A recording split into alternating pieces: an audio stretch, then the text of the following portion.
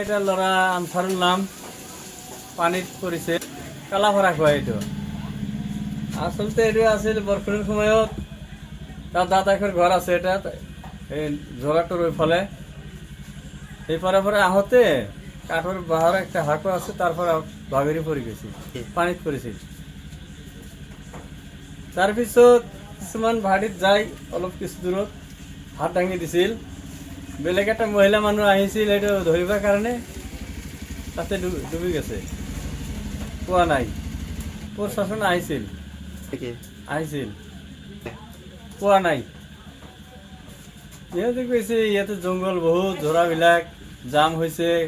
কাটা লগাই দিছে বাঁহ লগাই দিছে কেনেকৈ আপোনালোকে তালাচ কৰিম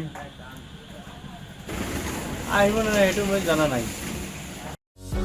যিকোনো খবৰৰ বাবে যোগাযোগ কৰক আমাৰ এই নম্বৰত 9181 307 221